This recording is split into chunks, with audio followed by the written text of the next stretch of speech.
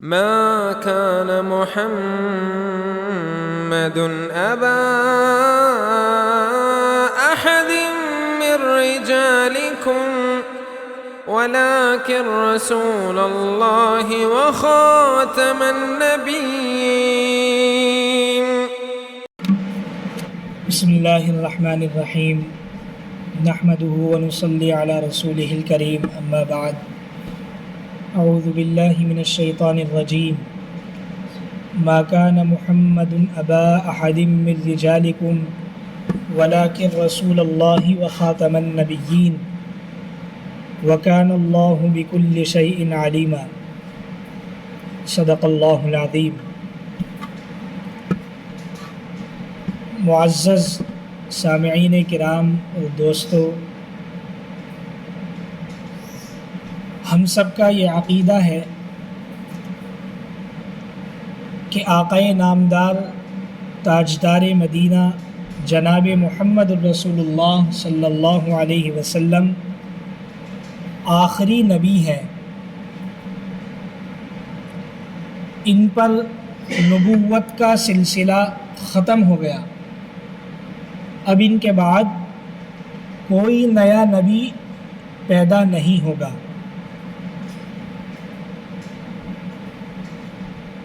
اسلام کے بنیادی عقائد 3 ہیں، اور یہ ایسے عقائد ہیں کہ اگر ان کے اندر ذرہ برابر بھی کجی آ جائے، ذرہ برابر بھی گڑبڑی آ جائے، تو انسان کا ایمان خطرے میں ہو جاتا ہے.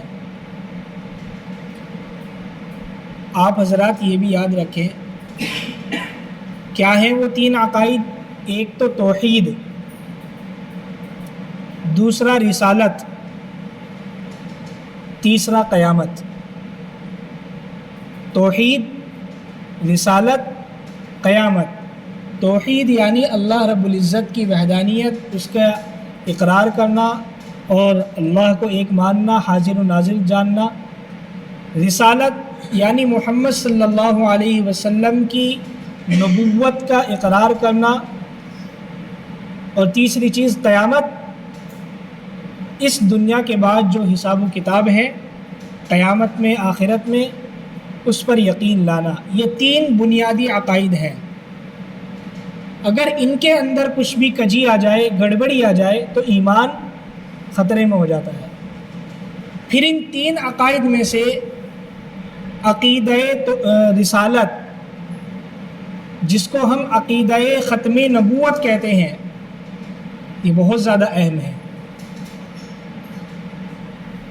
کیا ہے ختم نبوت؟ اس کو سمجھیں، یہ بہت اہم مسئلہ ہے. یہ اتنا اہم موضوع ہے کہ اس کی اہمیت سے کوئی انحراف نہیں کر سکتا. اگر اس موضوع کو فضول بھی کہہ دیا تو اللہ نہ کرے کہیں ایسا نہ ہو کہ ہمارا خود مردود اور ملعونوں میں شمار ہو جائے. کیونکہ آج جو ہمیں ملا ہے یقیناً وہ ختم نبوت کے ہی صدقے سب کچھ ملا ہوا ہے. اگر آپ علیہ الصلاۃ والسلام کی ختم نبوت نہ ہوتی تو ہو سکتا تھا کہ آج ہم بھی گمراہ ہوتے، شاید کہ مومن ہوتے ہی نہ. آج ہم جس کے نام لیوا ہیں اور جس کی رسالت کا اقرار کر رہے ہیں وہ ہمارے نبی جناب محمد رسول اللہ صلی اللہ علیہ وسلم تھے، جن پر اللہ رب العزت نے نبوت کو ختم کر دیا. یہ ختم نبوت قرآن کریم میں بھی جگہ جگہ تقریباً، دیکھیے اس مسئلے کی اہمیت کیسے معلوم ہوتی ہے. قرآن کریم کے اندر جگہ جگہ 100 مرتبہ اللہ رب العزت نے ختم نبوت کے معاملے کو بیان فرمایا. کہیں اشارتاً، کہیں کنایتاً، اور کہیں بالکل صراحتاً بیان فرما دیا. جیسے کہ آیت ہے ما کان محمد ابا احد من رجالکم ولکن رسول اللہ وخاتم النبیین. اس کی تفسیر ہم بعد میں لیں گے، لیکن پہلے ہم تمہید سنیں. ختم نبوت کیا ہے؟ ہم کہتے ہیں ختم نبوت کے معنی یہ ہے کہ محمد صلی اللہ علیہ وسلم آخری نبی ہیں، ان کے بعد کوئی نبی نہیں آئے گا. یہی کہتے ہیں نا, یہ الفاظ پر غور کریں. محمد صلی اللہ علیہ وسلم آخری نبی ہیں, ان کے بعد کوئی نبی نہیں آئے گا, ہم یہ کہتے ہیں. یہ جو خاتم لفظ ہے اس کے معنی ہے ختم کرنے کے. اس کو خاتم بھی پڑھ سکتے ہیں, خاتم بھی پڑھ سکتے ہیں, یعنی تا پر زبر بھی پڑھ سکتے ہیں, زیر بھی پڑھ سکتے ہیں. اس کے معنی ہوں گے آخر کے, ختم کرنے والے کے. اگر ہم اس کے معنی یہ لیتے ہیں تو پھر یہ ہوگا کہ محمد صلی اللہ علیہ وسلم آخری نبی ہے, یعنی ان پر نبوت ختم کر دی گئی. ٹھیک سمجھ میں آیا؟ دوسرے خاتم کے معنی آتے ہیں مہر کے. جب سی بی آئی یا ایم سی ڈی کی ٹیم کسی فیکٹری پر یا کسی شاپ پر سیل مارتی ہے, پہلے ریڈ مارتی ہے, پھر اس فیکٹری کو سیل کرتی ہے. وہ سیل کرنے کے بعد کیا کرتی ہے, اس تالے پر اپنی مہر مار کر کے جاتی ہے. اس کا مطلب یہ ہوتا ہے کہ اب نہ باہر والا کوئی اندر جا سکتا ہے, نہ اندر والا کوئی باہر آ سکتا ہے. تو اگر ہم اس کے معنی مہر کے لیں تو پھر اللہ رب العزت نے محمد صلی اللہ علیہ وسلم کی نبوت پر مہر لگا دی. اب اس نبوت کو کوئی آپ کے بعد حاصل نہیں کر سکتا, نہ چوری کر سکتا, نہ ڈکیتی کر سکتا. سمجھ میں آیا ختم نبوت کے معنی؟ باطل فرقے خصوصاً قادیانی جو کفار ہیں, ملعون ہیں, اور اسی پر صحابہ اکرام سے لے کر کے آج تک کے علماء کا فتویٰ ہے. اسی طرح شکیل بن حنیف, اس کے ماننے والے یہ خود کافر ہیں, ملعون ہیں. یہ کیا کہتے ہیں, کیونکہ یہ خود نبوت کا دعویٰ کر کے بیٹھے ہوئے ہیں.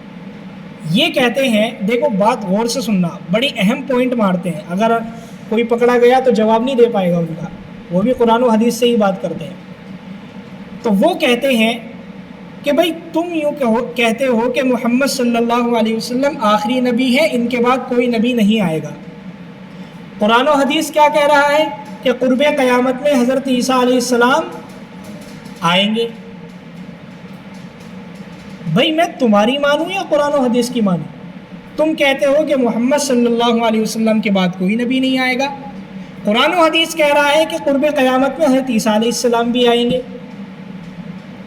غلط ہے بات. بھائی ان کا سوال صحیح ہے, کوئی ہو سکے تو جواب دو. اب یہاں آدمی پھنس جاتا ہے, وہ اپنے مکر و فریب ایسے ہی کرتے ہیں قرآن و حدیث کے اندر. وہ الفاظ بدل بدل کر کے پریشان کرتے ہیں اور پھنساتے ہیں. تو اب ہم ختم نبوت کی تعریف پر غور کریں گے. کیا کہا تھا ہم نے؟ ہم کیا کہتے ہیں, ہمارے دعوت و تبلیغ کے ساتھی بھی بیان کرتے ہوئے کیا کہتے ہیں کہ محمد صلی اللہ علیہ وسلم آخری نبی ہے, اب ان کے بعد کوئی نبی نہیں آئے گا. یہی کہتے ہیں نا. یہ تعریف نہیں کرنی, یہ تعریف نہیں کرنی. تعریف یہ کرنی ہے, الفاظ پر غور کرے کہ محمد صلی اللہ علیہ وسلم آخری نبی ہیں, ان کے بعد کوئی نیا نبی پیدا نہیں ہوگا جس کی نبوت سے انبیاء علیہم الصلاۃ کی تعداد میں اضافہ ہو جائے. بھئی انبیاء کتنے تھے؟ 1,24,000. تو اگر کسی کو محمد صلی اللہ علیہ وسلم کے بعد نبوت ملتی ہے تو انبیاء کی تعداد میں اضافہ ہوا نا. اب تک ہم کیا تعریف کر رہے تھے کہ محمد صلی اللہ علیہ وسلم آخری نبی ہے, ان کے بعد کوئی نبی نہیں آئے گا. یہاں ہمیں پکڑتے ہیں. ہم تعریف یہ کریں گے کہ محمد صلی اللہ علیہ وسلم آخری نبی ہے, ان کے بعد کوئی نیا نبی پیدا نہیں ہوگا. اب دیکھو ان کا اشکال کیسے ٹوٹا. وہ اس طرح کہ حضرت عیسیٰ علیہ السلام جو آئیں گے قیامت کے قریب, بھئی نبی تو ہیں, اس میں تو کوئی شک نہیں ہے, لیکن اب یہ بتائیے کیا وہ نئے نبی ہیں؟ حضور کے بعد ان کو نبوت ملی یا پہلے ملی؟ پہلے ملی, تو وہ تو نئے نبی ہوئے ہی نہیں. دوسری بات, نیا نبی پیدا نہیں ہو جس کی وجہ سے انبیاء کی تعداد میں اضافہ ہو جائے. بھئی حضرت عیسیٰ علیہ السلام پہلے سے ہی نبی ہیں, وہ اللہ رب العزت نے ان کو آسمان پر اٹھا لیا تھا، اب وہ قیامت کے قریب آئیں گے، ان کا انتقال نہیں ہوا ہے، وہ اللہ کی طرف سے نازل ہوں گے، تو ان کے آنے کی وجہ سے کیا انبیاء کی تعداد میں اضافہ ہو رہا ہے؟ بالکل نہیں ہو رہا، وہ تو پہلے سے ہی نبی ہیں، اور نبوت بھی ان کو پرانی ہے، آپ علیہ الصلوۃ والسلام سے پہلے دی گئی۔ تو ان مدعیان نبوت، ان جھوٹے، ان کذابوں کا ایسے ہی جواب دیا جاتا ہے، یہ قرآن و حدیث کو مانتے بھی نہیں ہیں۔ خیر، آپ علیہ الصلوۃ والسلام نے فرمایا، حضرت ثوبان رضی اللہ عنہ کی حدیث ہے جس کو امام مسلم رحمۃ اللہ علیہ نے روایت کیا ہے، قال رسول اللہ صلی اللہ علیہ وسلم انہ سیکون فی امتی کذابون ثلاثون کلہم یزعم انہ نبی وانا خاتم النبیین لا نبی بعدی۔ آپ علیہ الصلوۃ والسلام فرماتے ہیں کہ میری امت میں 30 جھوٹے نبوت کا دعویٰ کرنے والے پیدا ہوں گے، پیشین گوئی پہلے ہی کر دی نا، 30 جھوٹے نبوت کا دعویٰ کرنے والے میری امت میں پیدا ہوں گے، اور ان میں سے ہر کوئی یہ گمان کرے گا، کلہم یزعم انہ نبی، ان میں سے ہر کوئی یہ گمان کرے گا کہ میں نبی ہوں۔ اس کا جواب کیا ہے؟ اس کی دلیل کیا ہے؟ آپ علیہ الصلوۃ والسلام نے فرما دیا، اس کا رد یہ ہے کہ وَأَنَا خَاتَمُ النَّبِيِّينَ لَا نَبِيَّ بَعْدِي، کہ میں آخری نبی ہوں، میرے بعد کوئی نیا نبی پیدا نہیں ہوگا۔ اور اس طرح کی بہت ساری احادیث آپ علیہ الصلوۃ والسلام سے مروی ہے۔ اب دیکھیں، آپ علیہ الصلوۃ والسلام کا زمانہ ہے اور نبوت کے دعوے شروع ہو گئے۔ آپ علیہ الصلوۃ والسلام کے زمانے میں 2 شخص تھے، ایک اسود عنسی، ایک مسیلمہ کذاب۔ ان دونوں کمبختوں نے آپ علیہ الصلوۃ والسلام کے زمانے میں ہی نبوت کا دعویٰ کر دیا تھا۔ دیکھیے، نبی موجود ہیں اور یہ نبوت کا دعویٰ کر رہے ہیں۔ اسود عنسی یمن کا تھا، یمن میں رہتا تھا، اس نے اپنی نبوت کا اعلان کر دیا۔ آپ بزرگوں، دوستو، آپ ذرا دل کو سامنے رکھ کر کے یہ سوچیں کہ اگر آپ کے سامنے کوئی یہ دعویٰ کر دے کہ میں نبی ہوں، محمد صلی اللہ علیہ وسلم آخری نبی نہیں ہے، ان کے بعد بھی اللہ نے نبوت کا سلسلہ جاری رکھا ہوا ہے، لہٰذا اللہ نے مجھے نبی بنا کر کے بھیجا ہے، آپ بتاؤ اس کا کیا کرو گے؟ کیا کرو گے؟ شاید میں ہوں تو میں اس کا سر ہی قلم کر دوں کہ میرے نبی کی نبوت پر ڈاکہ ڈال رہا ہے۔ جب نبی موجود ہے تو نبوت کا دعویٰ اسی وقت ہو رہا ہے۔ اسود عنسی یمن میں ہے اور وہیں اس نے نبوت کا اعلان کر دیا۔ حضرت زریب ابن کلیب رضی اللہ عنہ یہ اس کو سمجھانے کے لیے گئے۔ اسود عنسی ان سے کہتا ہے، کیا تم میری نبوت کا اقرار کرتے ہو؟ حضرت زریب کہتے ہیں کہ تو کمبخت، جھوٹا نبی اپنی نبوت کا دعویٰ کر رہا ہے، میں تیری نبوت کا کیوں اقرار کروں؟ میرے لیے تو محمد صلی اللہ علیہ وسلم ہے، میں ان کا اتباع کرنے والا ہوں، میں ان کے ختم نبوت کا اقرار کرتا ہوں، یقین کرتا ہوں۔ اسود عنسی نے ان کو آگ میں پھینک دیا۔ اللہ کا کرشمہ یہ ہوا کہ انہوں نے آپ علیہ الصلوۃ والسلام کی ختم نبوت کا انکار نہیں کیا، اور اس کمبخت جھوٹے مدعیان نبوت کے اقرار کو، اس کی نبوت کو جھٹلا دیا۔ یعنی انہوں نے اپنی جانی گوارو تو کری، آپ علیہ الصلوۃ والسلام کی ختم نبوت کو نہیں جھٹلایا۔ اللہ کا کرشمہ یہ ہوا کہ اس آگ نے حضرت زریب کا ایک بھی بال باقا نہیں کیا۔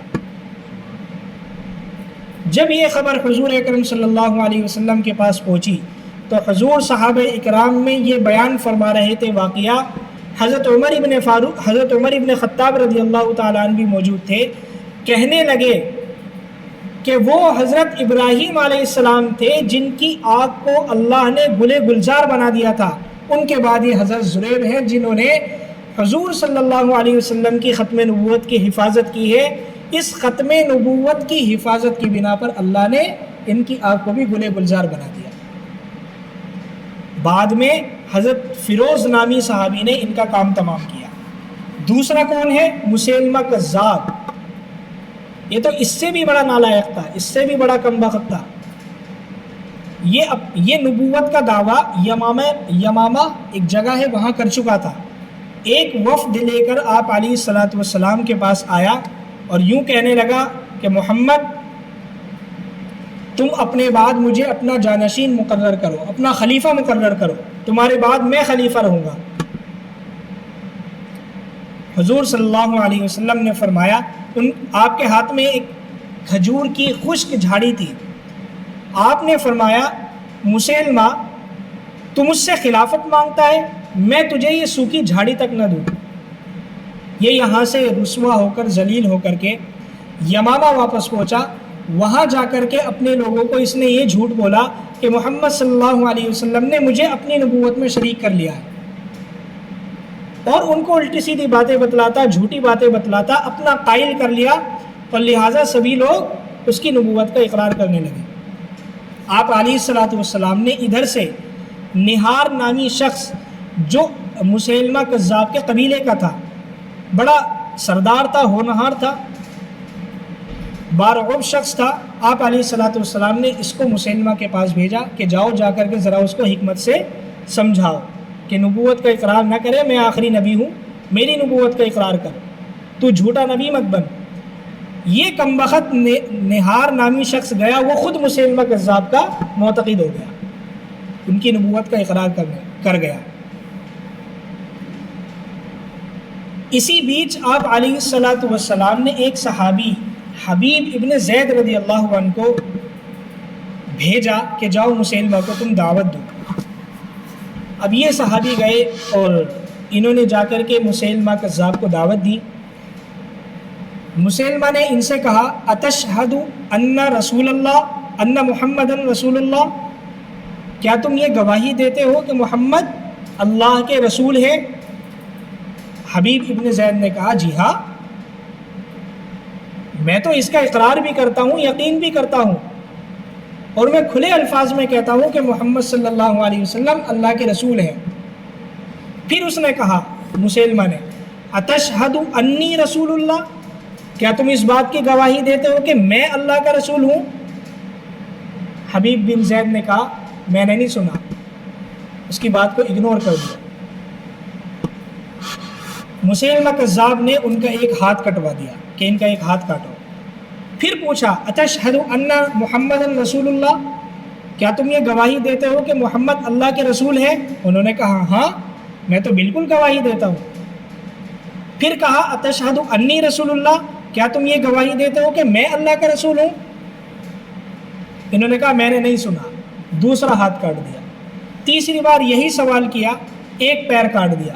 چوتھی بار یہی سوال کیا، پھر چوتھا پیر کاٹ دیا، یعنی دو ہاتھ اور دو پیر دونوں ختم کر دیے۔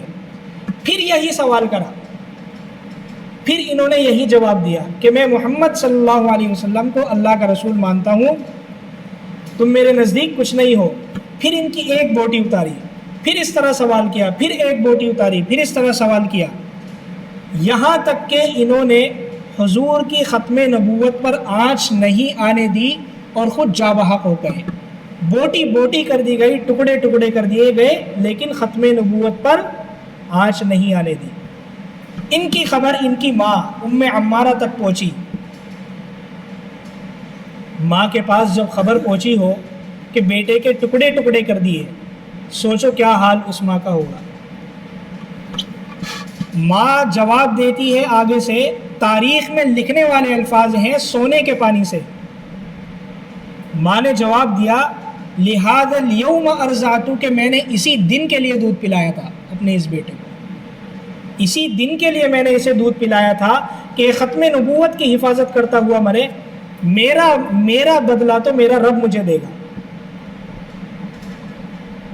یہ کمبخت اس نے مسیلمہ کذاب نے پھر آپ علیہ الصلاۃ والسلام کے پاس خط بھیجا کہ محمد میں بھی اللہ کا رسول ہوں، تم بھی اللہ کے رسول ہو، آدھی دنیا تمہاری آدھی دنیا میری، لہٰذا بانٹ لو، میں بھی نبی ہوں تم بھی نبی ہو۔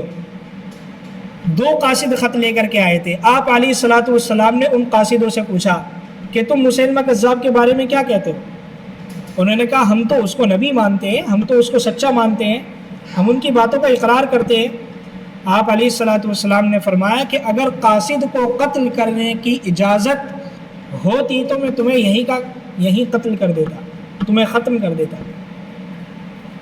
لہٰذا آپ علیہ الصلوۃ والسلام کا زمانہ گزرا، آپ علیہ الصلوۃ والسلام کی وفات ہوئی، اس دنیا فانی سے رخصت ہوئے. حضرت ابو بکر صدیق رضی اللہ عنہ کا زمانہ آیا. جب آپ علیہ الصلوۃ والسلام کی وفات ہو گئی تو مسیلمہ کذاب کا فتنہ بہت زیادہ بڑھنے لگا، اور پھر اس نے کھل کر کے نبوت کے دعوے کیے. اور صرف مرد ہی نہیں، عورتوں کی بھی عقل خراب ہو گئی. ایک عورت سجاہ نامی، اس نے بھی نبوت کا دعویٰ کر لیا، بعد میں چل کر کے مسیلمہ کذاب سے نکاح کر لیا. لیکن یہ آگے چل کر کے تائب ہو گئی تھی.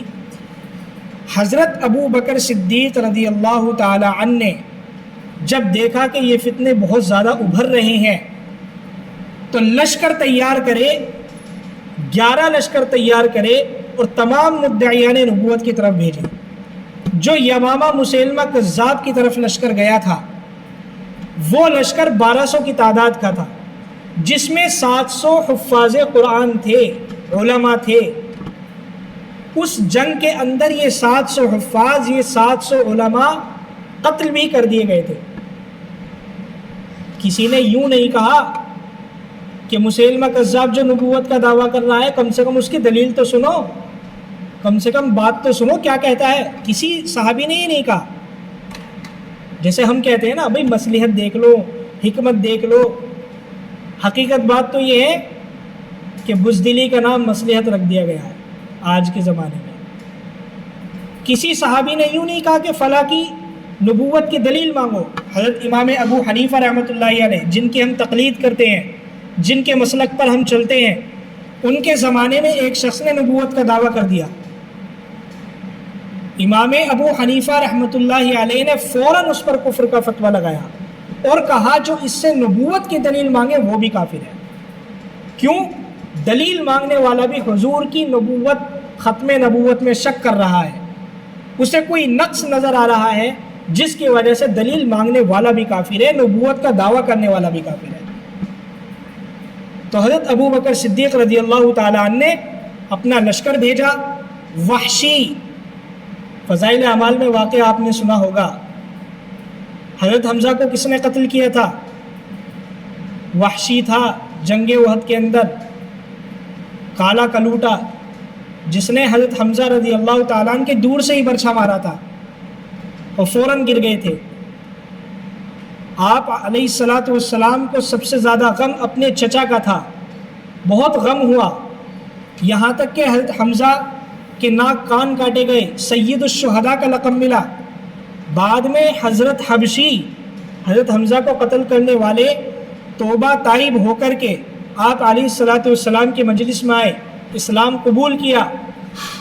آپ علیہ الصلوۃ والسلام نے کہا کہ حبشی، میں نے تو تمہیں معاف کر دیا، لیکن میں جب بھی تمہیں دیکھتا ہوں مجھے میرے چچا کی یاد آ جاتی ہے. لہٰذا جب بھی تم میری مجلس میں آیا کرو تو میرے سامنے مت بیٹھا کرو، میرے پیچھے بیٹھا کرو. خدا کے واسطے میرے سامنے مت آیا کرو، میں جب بھی تمہاری شکل دیکھتا ہوں مجھے میرے چچا یاد آ جاتے ہیں.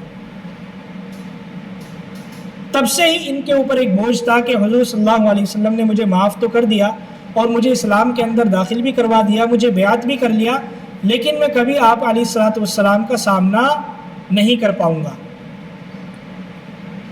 یہ مسیلمہ کذاب کے ساتھ جب جنگ کرنے گئے تھے حضرت خالد ابن الولید رضی اللہ تعالیٰ عنہ کی سپہ سالاری میں، تو مسیلمہ کذاب کو حضرت حبشی نے قتل کیا تھا اسی برچھے سے. اور پھر حضرت حبشی نے اپنے دل کو تسلی دی کہ میں جیتے جی محمد صلی اللہ علیہ وسلم کے لیے وہ کام نہ کر پایا جو میں نے ان کے انتقال کے بعد، ان کی وفات کے بعد، ان کی ختم نبوت کی حفاظت کے لیے آج کام کر دیا، کہ آج میں نے بہت بڑے مدعیان نبوت کو قتل کر دیا ہے. یہ وہ زمانہ تھا اور اسی زمانے سے نبوت کے دعوے ہوتے آ رہے ہیں. اور آج کل کا جو زمانہ ہے سن 20ویں ہجری سے جو چل رہا ہے، اس میں قادیانی فرقہ آیا جس میں مرزا غلام احمد قادیانی نے نبوت کا دعویٰ کیا. خود اس کی کتابیں موجود ہیں. یہ پہلے آپ علیہ الصلوۃ والسلام کو آخری نبی مانتا تھا. خود یوں کہہ رہا ہے کہ جو محمد صلی اللہ علیہ وسلم کو آخری نبی نہ مانے اس کا اسلام کے اندر کوئی حصہ نہیں ہے.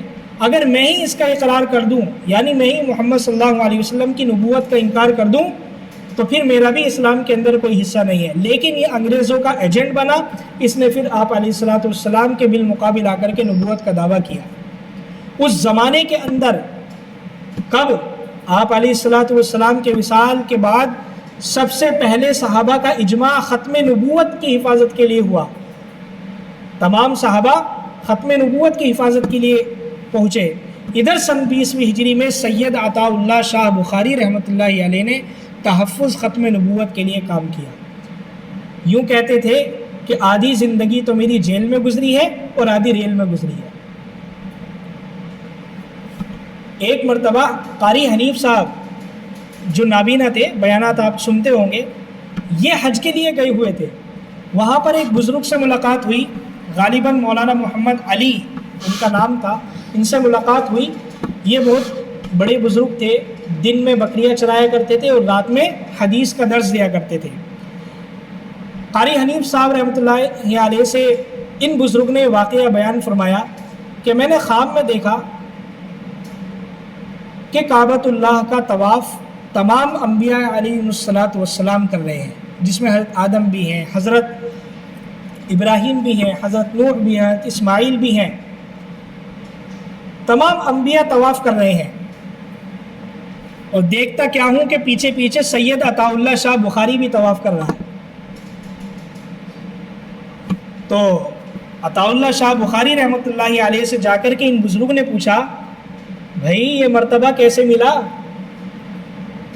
تو کہنے لگے کہ اللہ رب العزت نے میرے سے یوں کہا کہ اے عطا اللہ، تو نے میرے محمد صلی اللہ علیہ وسلم کی ختم نبوت کی حفاظت کے لیے تو جیل بھی گیا، تو نے ساری زندگی مصیبت جھیلی، اور میں تجھے یہ اعزاز نہ دوں کہ تو انبیاء علیہ الصلوۃ والسلام کے ساتھ طواف کرے.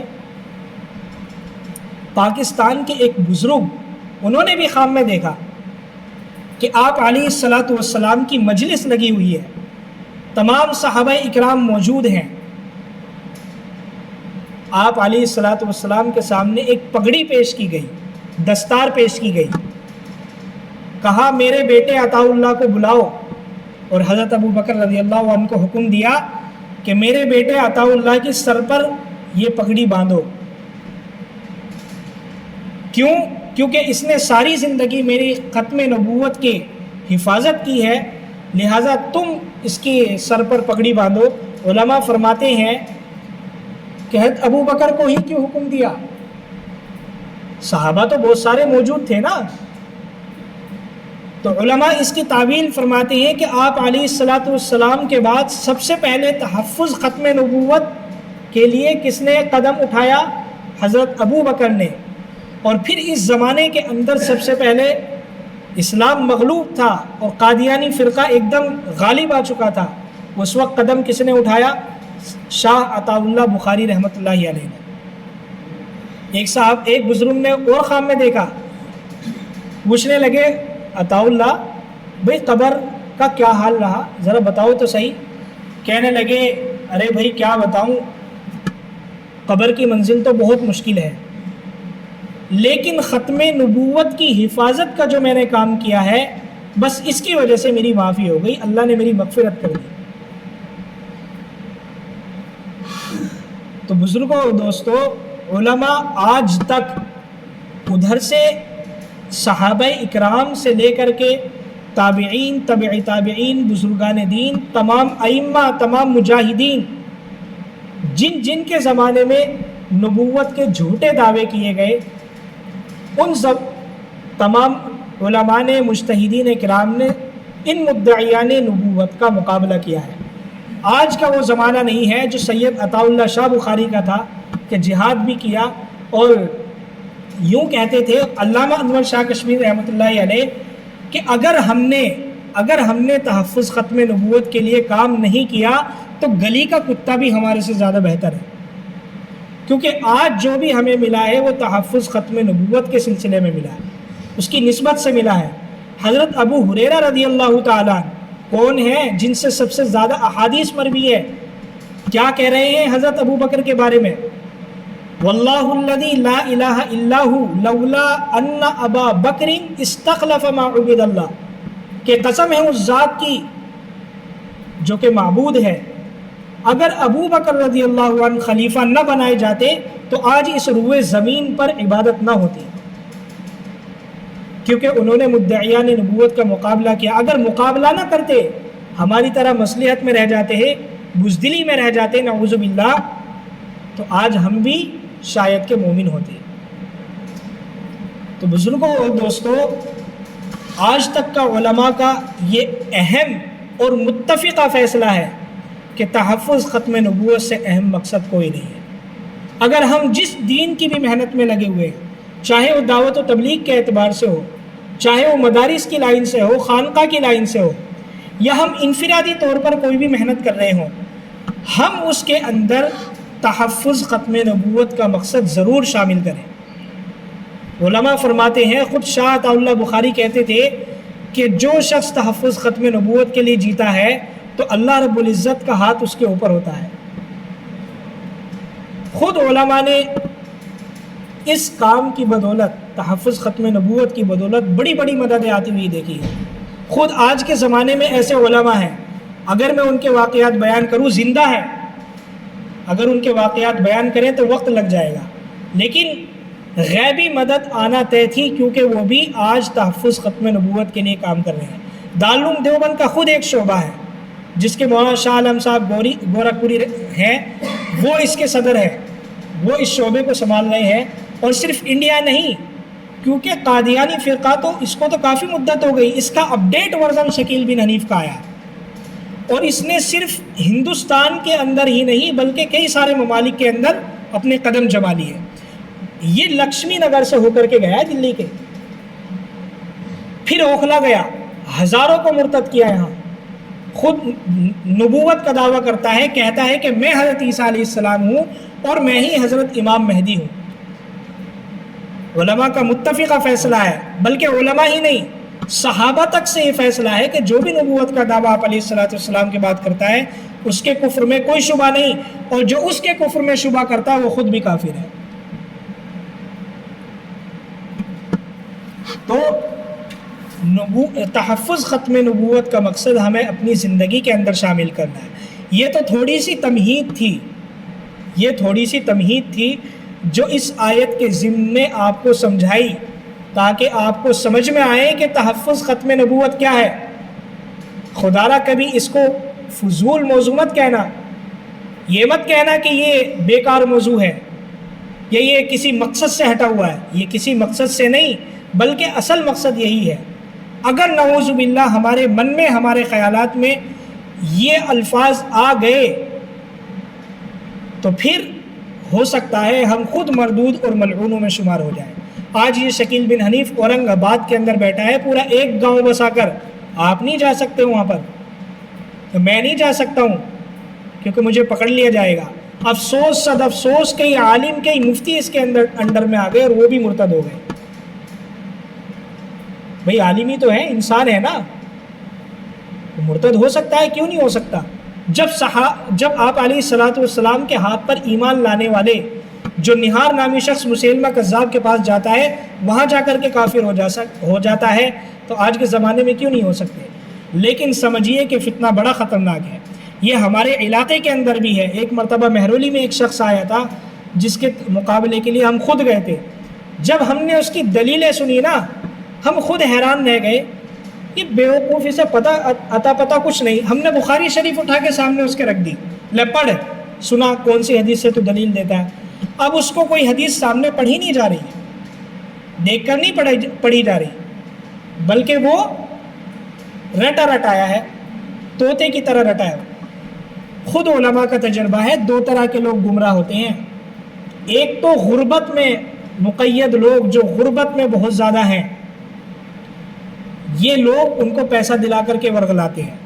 ان کی جب مدد کریں گے تو وہ یوں ہی کہیں گے نا کہ بھئی تم تو ہماری مدد کے لیے آئے نہیں، وہ ہماری مدد کے لیے آئے تھے، ہم تو ان کی سنیں گے نا. دوسرا وہ شخص جو اپنے آپ کو زیادہ شیانہ سمجھتا ہو کہ مجھے زیادہ علم ہے، مجھے زیادہ پتہ ہے. یہ دو طرح کے لوگ زیادہ گمراہ ہوتے ہیں. اور تحفظ ختم نبوت کے پورے انڈیا میں 21 علماء ہیں جو سب سے زبردست کام کر رہے ہیں. ان کی رپورٹ ہے کہ یہ دو شخص ہم نے دیکھے ہیں کہ یہ دو طرح کے لوگ ہی ان کے شکار ہوئے ہیں. تو اس لیے یہ اس آیت کی چھوٹی سی تمہید تھی. اب انشاءاللہ آئندہ ہفتے اس آیت کے ضمن ان کے دلائل، تحفظ ختم نبوت کے دلائل آپ کے سامنے پیش کیے جائیں گے. قادیانی فرقہ کیا دلائل سامنے رکھتا ہے، ہم ان کو کیا دلیل دیں گے، وہ بھی انشاءاللہ سامنے آئے گی.